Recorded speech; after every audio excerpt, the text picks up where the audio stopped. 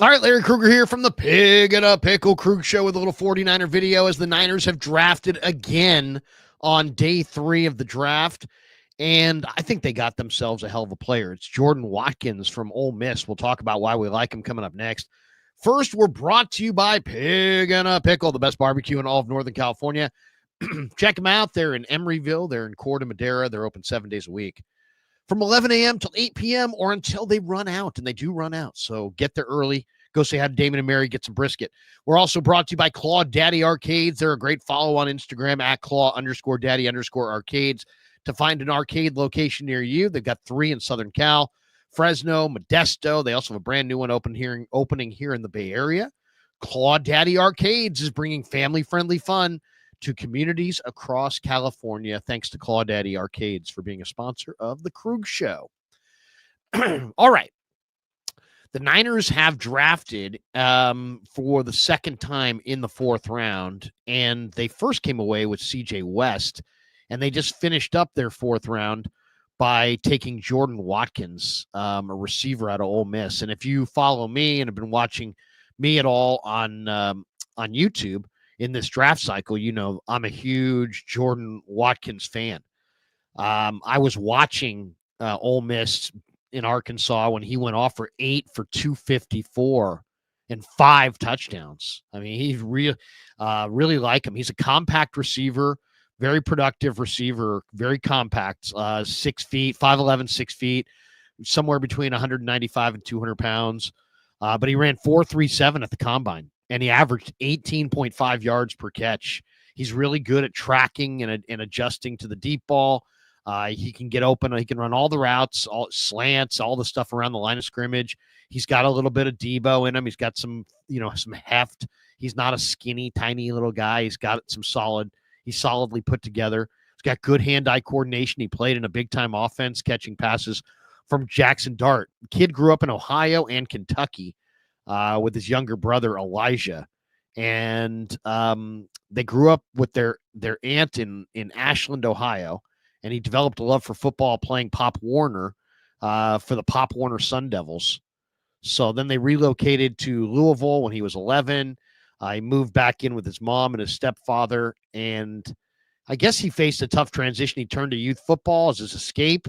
And then playing on the offensive and defensive lines in 7th grade, he blossomed as an offensive skill position, offensive weapon in the 8th grade. And once the coaches realized the kind of speed and athleticism he had, they're like, hey, we're going to use you as a receiver. So he went to DeSalis High, which was a private Catholic school in Louisville, in order to play as a freshman. He became the varsity's team leading rusher as a sophomore, 742 yards, 12 touchdowns, 10 catches. Then he transferred to Butler Traditional High for his junior year, moved to wide receiver. Just an interesting player. I mean, 3-star recruit, wasn't a big-time recruit. And when you talk about Ole Miss, they have Trey Harris, they have Juice Wells. I mean, and yet Watkins got drafted in front of Wells, and he was considered their 3rd receiver. So, this guy started off at Louisville, and then he entered the transfer portal, and he had offers from Florida State, Memphis, West Virginia, and then committed to Lane Kiffin to play at Ole Miss for his final 3 seasons. So, led the SEC this year in receiving touchdowns. 5'11", 196 pounds, 9 1/8 inch hands, 4.37 speed, 1.53 in the 10-yard split. Didn't do the 3-cone or the bench in the workouts, but short but not small, catches well into contact. Quick release, nifty feet. This is according to Brugler. Plays with top end speed to stack the corner and can alter pacing for late vertical separation. Tracks with poise over his shoulder. Plays with hand strength. Willing to go over the middle. Understands how to work through a zone.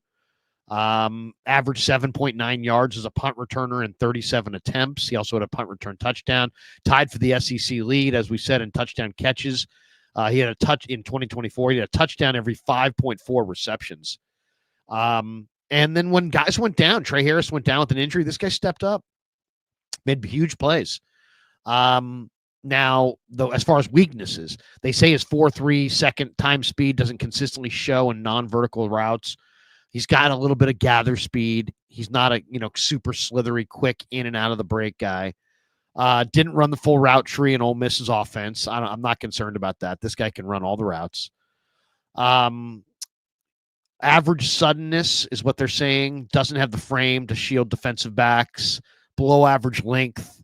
More slippery and physical than truly dynamic with the ball in his hands. 3-year starter at Ole Miss. Worked inside, worked outside in Charlie Weiss's spread. 68% of the snaps wide, 29% of the snaps in the slot in 2024. So then Trey Harris, as I said, suffered the injury midway through October. He became their go-to target for Jackson Dart, and he set single game school records. He had eight catches for 254 yards against Arkansas and 5 touchdowns. And I saw that game, and I was like, whoa, look at this guy. And to me, this is the receiver the Niners need. Why? Because they need somebody who's got some speed.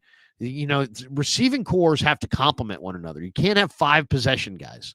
You can't have 5 go route guys.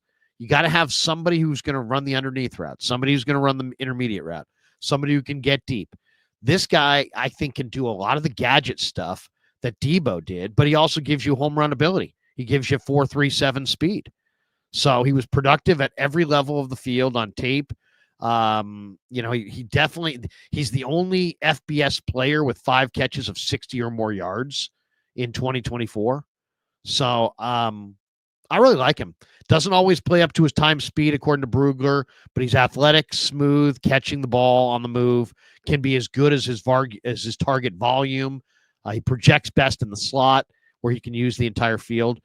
Once again, Brugler had him in the 6th round. Niners took him at the end of the 4th. So they're not worried about reaching. They're worried about filling their needs with guys they like. And they're targeting guys that are, that they know are going to be there for the most part. So all I would say is the Niners may have missed out on some opportunities to trade back. I kind of think that this is a player that would have been there in the 5th round, but they grab him here at the end of the 4th. So we'll just, we'll see. As far as best available at this point, Shedeur Sanders is yet to be drafted. Not that the Niners would be interested, but he's out there. Some guys that I do think would interest the 49ers in the 5th round, a couple LSU guys, Braden Swinson, the edge rusher, and Miles Frazier, the offensive lineman. I think Frazier is a perfect offensive lineman draft pick for the Niners today because he can play all the positions and he gives them ultimate, flexibility and versatility. And he's a big athlete, big, long, tall athlete with good arm length who can play tackle or guard. So I think he's an interesting guy who I could see them going for. Mitchell Evans is a good tight end from Notre Dame. I think he's intriguing. There's a lot of good running backs still. DJ Giddens, Devin Neal, Jordan James, all there. Chris Paul Jr. If you want to go back to the linebacker you added Nick Martin. You could get Chris Paul Jr. That would be nice. JJ Pegues, if you're going for another defensive tackle. He's intriguing to me. So if you want to go interior offensive line, Seth McLaughlin from Ohio State. If they want to go, another receiver with speed, would they take a chance on Isaiah Bond, or is his off-field stuff too much of a deterrent? Dorian Strong is a corner that we believe they have interest in. He's on the board. I could see him being a pick of theirs in the 5th round. Logan Brown, who was Dom Pooney's teammate at Kansas, is he the tackle that they're interested in? They've yet to go offensive line. So I think there's a lot of interesting. And then there's other guys too. Aeneas Peebles, Jared Ivey, Brashard Smith. Just a couple guys that stand out to me. Jackson Slater, Antoine Powell-Ryland, my guy Eugene Asante, Chandler Martin. They're all still there. Niners have 2 picks in the 5th and 3 picks in the 7th. So I like it. I like this one. Now, this, to me, I would have hoped that the Niners could have gotten Jordan Watkins in the 5th or 7th, but they go for him here in the 4th, so it's a little bit of a reach. But once again, he has the deep speed and the receiving ability to be able to contribute right away and to blend into what you have. You needed some speed. And if you looked at the way this thing went in front of them in the 4th round, they probably had some interest in some of these other receivers that went in front of them. So, I mean, just looking at the fourth round of the draft, it started off with the Florida receiver, going at the first pick of the round. Then the Raiders took Dante Thornton, with his 4.30 speed. Then the Jets took Arian Smith from Georgia with his home run hitting speed. So that took some speed off the board. Let me see what other players. Yeah, Jalen Lane, Vatek, also a 4.3 speed receiver, was coming off the board. Jalen Royals came off the board to Kansas City in the round. And Aya Manor, who I would think the Niners probably had some interest in, but he went 2 picks before them to Tennessee. And so, they're looking at some speed receivers, and Jordan Watkins was right there, probably top of mind as the speed receivers are coming off the board. So it's hard to find receivers that can make plays down the field. So I like it. I really like it. I think it's a good pick. Let's welcome in Kev. Let's see what Kev has to say. Kev, what'd you think? What is going on? Let me pull up my screen because I cannot see you right now. There we go. How are we going? How are we doing? Doing good. Yeah. I'm going to echo a lot of similar things that you just said. I think, it is interesting. Another player that they, quote unquote reached for, but at the end of the day, if the player is a good player, I'm all for it. And I think, we can't show that because it's NFL, it's film, but I like the player a lot. He reminds me a lot of Ricky Pearsall. I know it's like that was the last wide receiver they just drafted, but just kind of like his frame. I know he's a little shorter, but he's like a smooth athlete with good hands. The difference is he has a go route. But they both had a lot of college experience, and I think that this guy projects best as a slot wide receiver at the next level. Love his hand strength. Looking at some of his stats. Oh wait, I think my TV's on right here. Sorry. Looking at some of his stats, he excelled over the middle of the field. Looks like he had tons of receptions. His passer rating over the middle was really, like I said, going deep.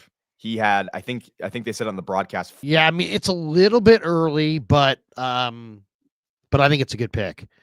If you looked at the receivers that were available on day 3, you had to get somebody who had some, there's a lot of guys that have, good hands or whatever, but there's the speed guys are hard to, they're when they're gone, they're gone.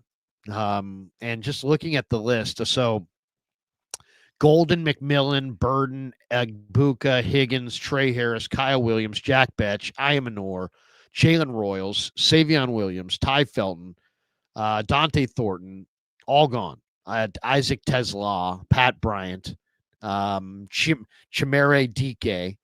Did Torrey Horton go? I don't think so. Okay, so he's still there. Isaiah Bond's still there. I